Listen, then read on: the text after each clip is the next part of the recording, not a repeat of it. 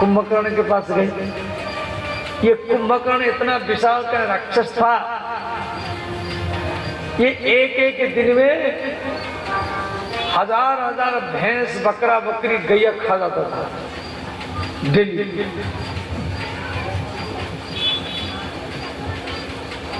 माने एक बिल्ली या एक कुतिया ये 2 महीना 2 दिन गर्भ धारण करते हैं।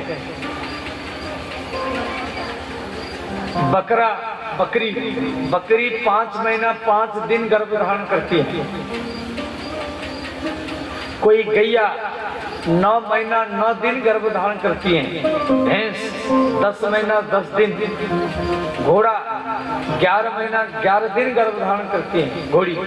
और ऊंट 14 महीना 14 दिन तक गर्भ धारण करती है। और हाथिनी 24 महीना माने 2 वर्ष 24 महीना 24 दिन तक वो गर्भ धारण करती है। और ये कुंभकर्ण इतना बड़ा राक्षस था, ये हाथी ऊंट घोड़ा इस वजह से खा जाता था।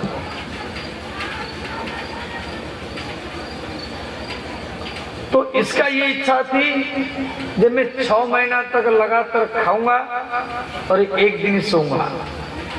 ब्रह्मा जी सोचे यदि ये इतना खाता है और 6 महीना तक लगातार खाएगा, ये सब भैंस बकरा बकरी कुत्ता कुत्ते तो समाप्त कर देगा। तो ब्रह्मा जी सरस्वती को बुलाए, बोले इसके दिमाग को पलटाओ, ये 6 महीना सोए और एक दिन जागे। तो ब्रह्मा जी के कान पर सरस्वती कुंभकर्ण का दिमाग पलटा दिया। तो कुंभकर्ण ने कहा, शारद प्रेरितासुमति तेरी माग से नींद मास सट केरी। 6 महीना वो सोने का मांगा, 6 महीना तक तो सोता था, एक दिन जागता था। गए विभीषण पास पुण्य कहे पुत्र बर मागू, तेहि मागे भगवंत पद कमल अमल अनुराग।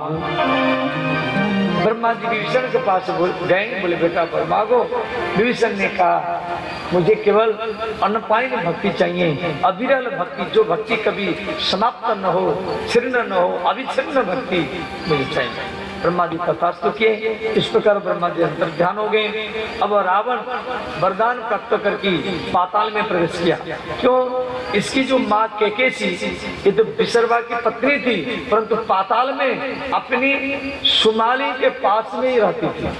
तो रावण के नाना मामा ये सब सुमाली है। तो रावण पाताल में पहुंचा, पंक्ति में सुमाली वगैरह माल्यवंती सब बोले बेटा अब आप एक काम करो, एक राजधानी बनाओ। तो रावण ने क्या किया, कुबेर के साथ युद्ध किया और कुबेर से लंका नगर को छीन लिया। सोने की लंका को रावण अपनी राजधानी बनाया।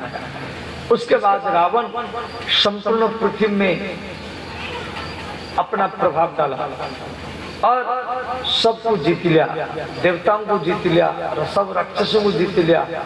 और रावण समाज में इतना अत्याचार किया, कोई पूजा नहीं कर सकता, कोई हवन नहीं कर सकता, कोई पाठ कर नहीं सकता, मैं ही भगवान, सब मेरा आरती करेंगे, मेरा पूजा करेंगे, ओम नमो भगवते रावणाय, इस प्रकार बोल करके हवन कुंड में स्वाहा करेंगे। और रावण मंदोदरी के साथ मैदनगा के बेटी मंदोदरी के साथ विवाह किया। इसकी कथा भी बहुत लंबा है। और उसके बाद रावण के पुत्र भी हुए। रावण देवताओं को भी जीत लिया। रावण का बेटा मेघनाद वो इंद्रजीत को बांध करके लंका में लाया।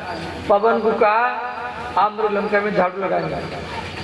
अग्निदेव को कहा आप लंका में रसोई बनाएंगे।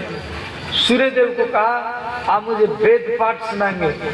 यमराज को कहा और आप मेरे जेल का रखवार करेंगे। ऐसे देवताओं को, नवग्रहों को सब ला करके लंका में बंद करके रखा। इस प्रकार रावण का अत्याचार वाल्मीकि रामायण तो बहुत विशाल विस्तार से दिया गया। इधर देवी पृथ्वी रावण के अत्याचार में भयभीत होकर के देवताओं के शरण में गई और सब देवता आपस में विचार किया कि कहाँ जाएंगे, भगवान मिलेंगे।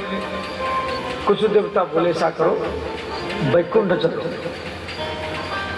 पूरा वैकुंठ जान कह कोई, को कहा पय निधि बस प्रभु सोई।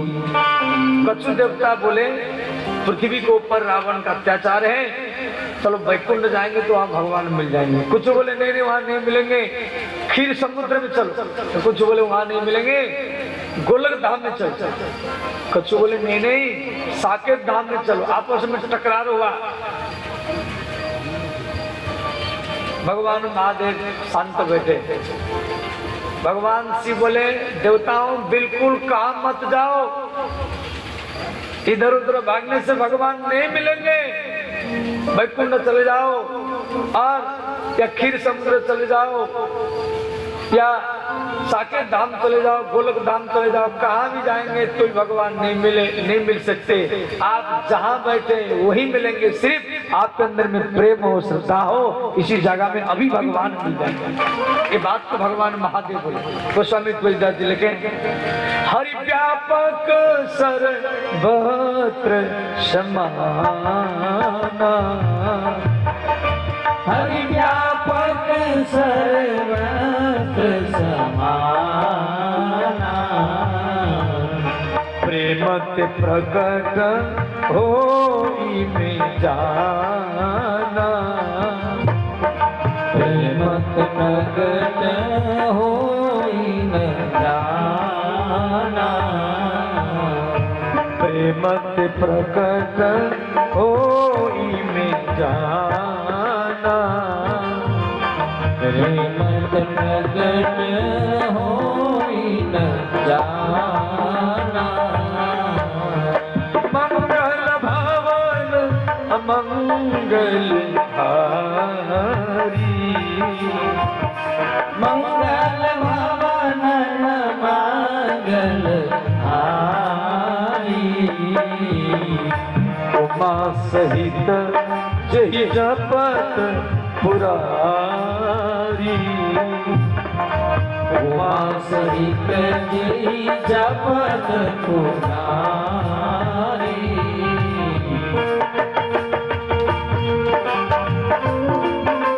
श्री राधे।